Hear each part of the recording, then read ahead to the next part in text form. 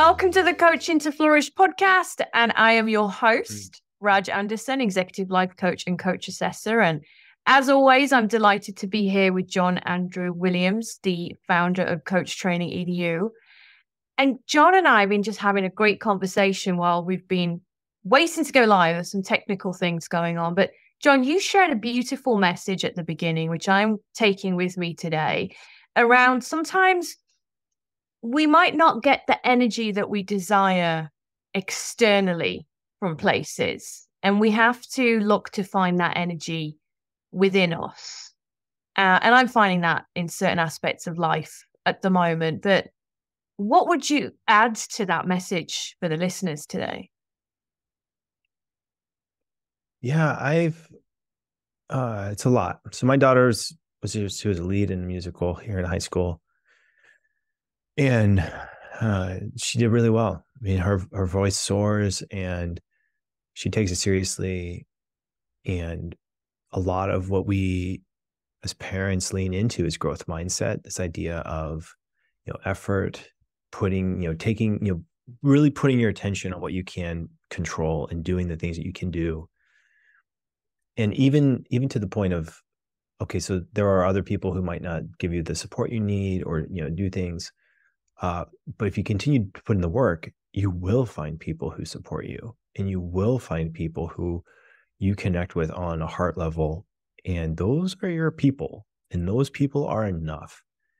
And finding, and then so a lot of it becomes heart work.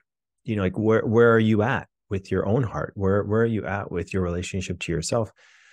How are you giving energy? How are you receiving energy? I mean, these are the conversations we're having. And I don't know if there's any one answer for everybody, except just to have these kinds of conversations from a curious standpoint, from a standpoint of, what's really happening. So some of the conversations are amazing.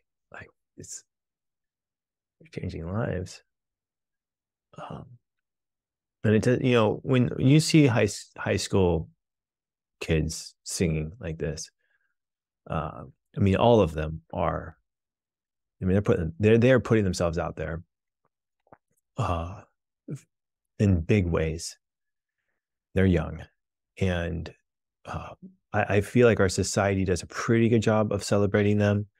And there are always going to be people who are detractors who have weird comments and things like that. I mean, it's just part of the game. But I would encourage everybody to support your local high school musical.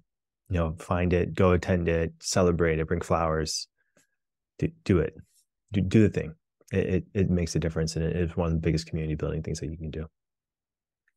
I love that, John. Thank you for sharing that. And I know you've been learning a lot. You've been sharing with me, and you've been sharing with us. And it reminds me, as I've been celebrating Diwali. So happy Diwali to anyone who might be listening. It's Festival of Lights. And we think about how light prevails over darkness, or some conversations I've been having is around how do we continue to shine this light bright within ourselves? And it makes me think of what you're saying of how do you find that energy within you, because sometimes there are things that pull on you or bring you down, or there is a lot of darkness kind of happening in the world at the moment. So I've been thinking about continuing to be resilient and resourceful, but as a leader as well, shining that light bright. What tips do you have for kind of keeping your own light bright? Yeah, there's something I read. I have a Soul of Money workshop. It's titled Lynne Twist wrote this book. It's a lovely book. And one of the passages in there talks about this idea of what you appreciates. And this idea, she's talking about, if attention is on what's not working, on what's broken, on not getting enough externally, like, if the attention's on, oh no, like, this external thing is happening. And there's a reality there too. I mean, I'm not like, I'm not painting rainbows and, flying on butterflies and seeing, having unrealistic ideas. I'm very clear-eyed with data, and you have to be if you're, it takes both a romantic and a scientist. Cool. But the idea that if there's the external is the orientation towards the external is there. We're playing in the abundance and scarcity game, and that's okay. I mean, it's useful.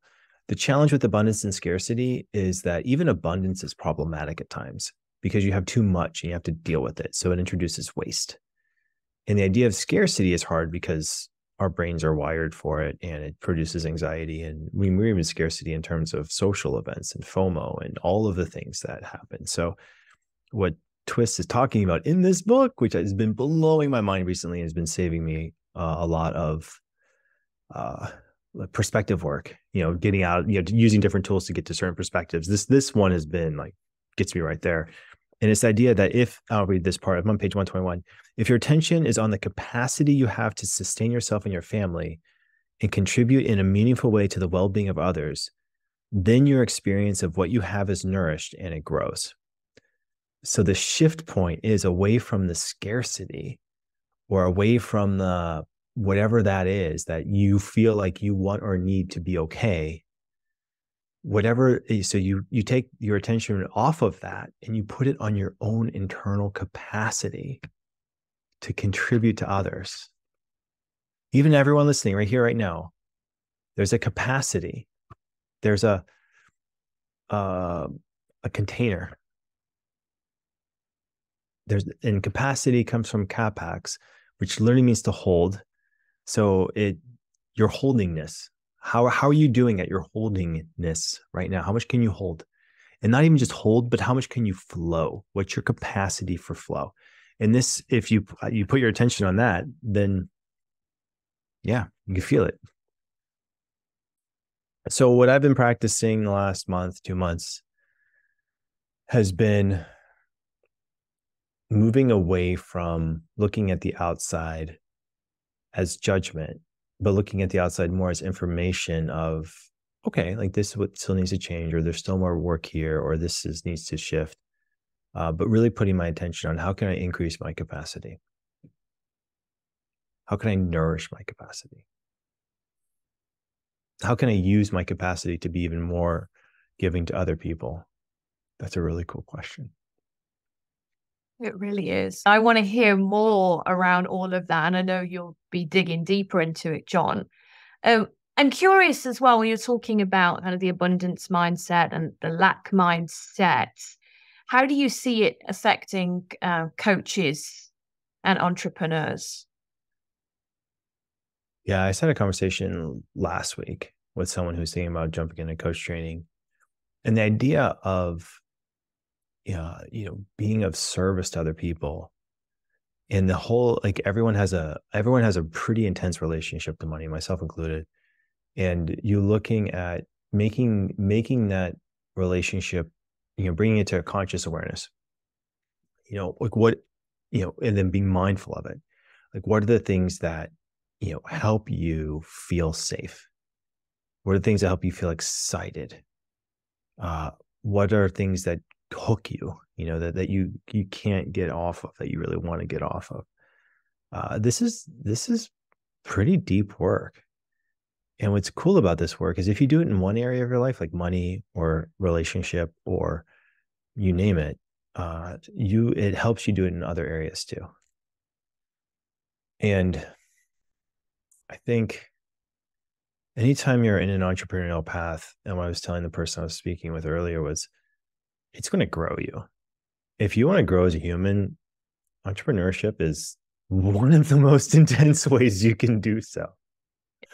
And there are days, believe me, I dream of getting that W-2. I'm like, they call them W-2 days. And I love those days. Like those, I mean, it's not a bad deal. But you just got to know what you're signing up for. And so if you're signing up for entrepreneurship, you're signing up for, you're signing up for a brutal experience at times. Exhilarating, sure. And then the thing that gets me going is the larger mission of what this organization is up to. And I believe in it. I believe education needs to shift. I believe that coaching can make a bigger difference in the executive worlds. I know it. I mean, it can't. It's obvious. And the same with health and wellness. So I believe in what we're doing. And I really do feel like we have more work to go. as humanity, we have more work to go, and this is part of the important work that needs to happen. That's what keeps me going. And so when you're really in that space of entrepreneurship, yeah, it's entrepreneurship for a deep purpose. Yeah. That's what we're after.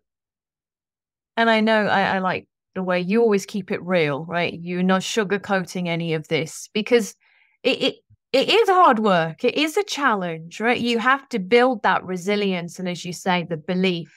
And there is this element of building belief in self and self-trust, and also having that bigger why and mission.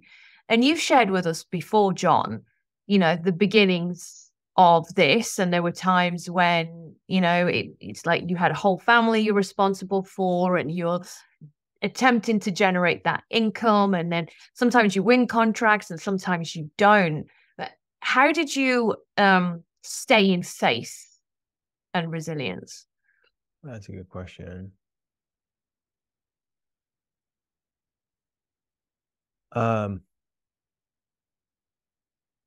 Coaching sessions are so cool. I just want to say it, like being in a coaching session when you're a coach and you're working with the client, and you know with utter certainty that this session is changing their life. That feeling it's exhilarating. We've talked about this tons. Yeah. The idea of even executives, people who are like have huge budgets, big teams, they seemingly have a lot figured out. There's still more to go. There's always more to go. So I think that to me is huge. Like that's a really big help, because even when I was, really struggling, we only had like 2 weeks left of cash, like being like, all right, here we are. Being in a coaching session, I knew I can put my active listening on the other person, be over there on the other side. It's like I called it my island of peace in a sea of turbulence. That's what it felt like. Doing 2 or 3 of those sessions in a row and then coming back into it would always get me going. And then I had pretty strong vision recordings where I would say, this is where I want to be 3 to 5 years from now. This is why I'm doing this. These are the action steps that are going to make the biggest difference. This is the type of team that I think will help make this difference. I would make those and listen to those at least a handful of times a day. And the combination of the two really helped me go through even the toughest times. There's real intentionality there, isn't it? I'm thinking about vision recordings, and I'm also like, we could do something in a couple of weeks to help people get ready for the new year. What do you think, John? Yeah, we're looking at it. We're trying to get done. It's a lot. There's a lot between here and there, for sure. Yeah, I think. Yeah, and then all the things, drink water, make sure you're exercising. Find an athletic flow state at least once a week. Yeah, all the good things. Gratitude as well, isn't it? That really can shift your state. Yeah, we have a pretty tight practice. But yeah, I'm curious, Raj, what are your tools you use when you have you find yourself, or what are your favorite tools? So I think, like you, there is the daily practice. I wasn't actually going to talk to you about systems today, but this conversation was just too interesting. I was too curious. So we will talk more about more different kinds of systems next time. I was thinking about some of the systems that I have for myself to stay grounded. I think I have daily practice. I meditate every day. I do practice gratitude. We talked a while back around the dreaming and the doing, and I actually actively plan in time for dreaming as well. Because it's so important, isn't it? There's always the doing, but that dreaming time, which is a bit like what you're talking about, the vision recording. But I like to sit down and map out or draw out things. I am strategy focused too. So I use Asana for project management. I will actually email myself ideas and things that come up and then capture them in Asana, even if it's an idea that I'm probably not going to execute for 5 years, just so I've captured it. That's cool. It's just so that I've got it there. So I think for me, it's emptying my head, because what I find is overwhelm comes, or fear comes, or that lack of control over a situation appears for me when I'm carrying too much in my head. Yeah. And ideas come all the time. I think when you're a coach or you work for yourself, and it's not like a 9 to 5, is it? I mean, No. I'll be in the bath, right? And it's my relaxation time, and it's like, ping, there's an idea that has appeared. That's right. That's right. What do you think about that? Yeah. I mean, it's yes, yes, all of it. It's like, I mean, I think anyone invested in the work they're doing, knowing that this work is making a difference in my life and the lives of other people, it's not a 9 to 5. It's there's a work-life integration. And I think some people push away from it, other people embrace it. I feel like each has its use. Some people I think get almost too involved sometimes. Some of the coaching sessions I've done with executives, I mean, they get deep in it, and then they sacrifice a lot.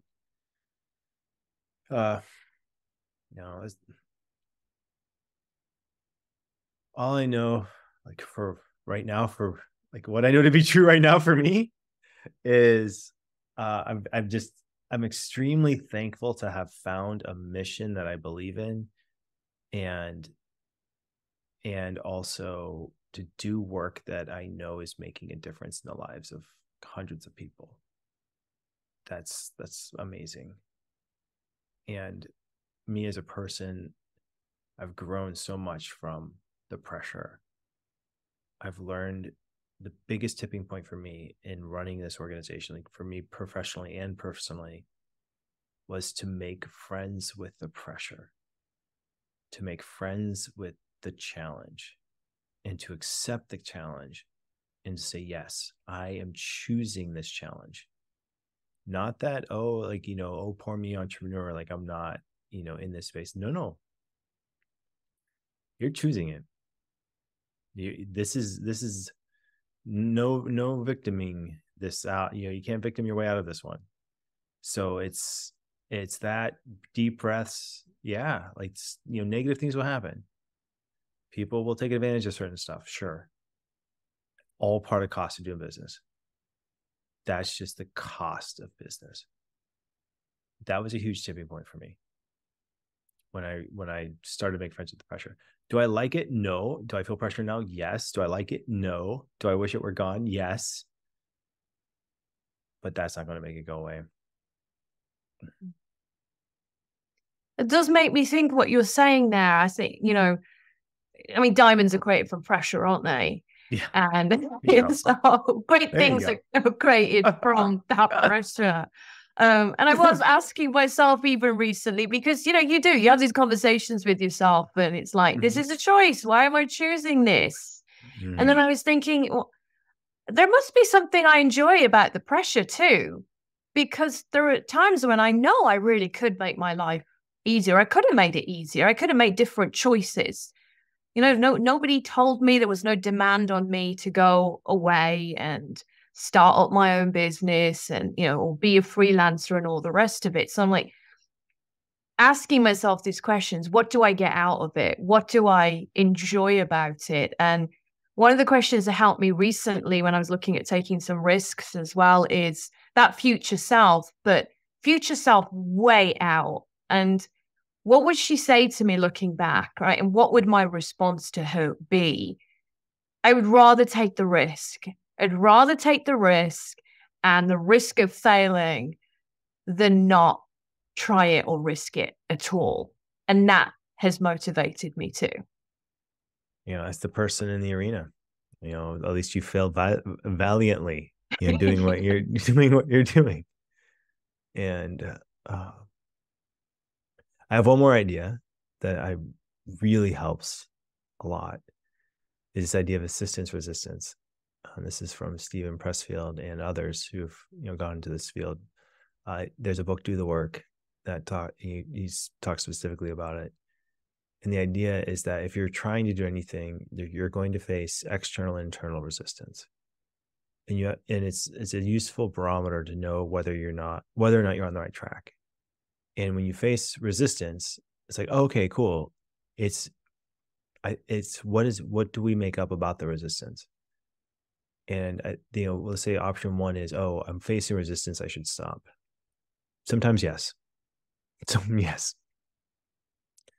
And then other times it's, oh, I'm facing resistance. It means I'm on the right path. It means there's assistance around the corner. I'm going to start looking for assistance too. And it's just so useful when junk comes up or things don't go the way I want them to go, for me to go, okay, assistance resistance, I'm in. I'm here. What's next? Let's go. So yeah, that helps a lot. I can't tell you how much that's a big one. That's a at least daily conversation.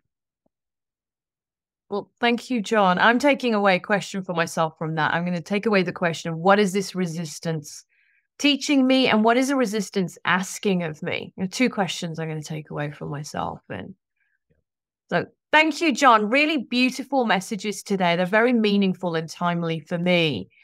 Is there anything else you would add to close us out today? The idea of enoughness, not seeking out overabundance, not seeking scarcity, but finding that place of enoughness within yourself and then letting that extend through your work. That's what we're going to be exploring. Brilliant. I'm looking forward to it. Very grateful for you as always, John. Grateful to our listeners as well. Thank you. Thanks, everyone. Bye. All right. See you soon. Bye.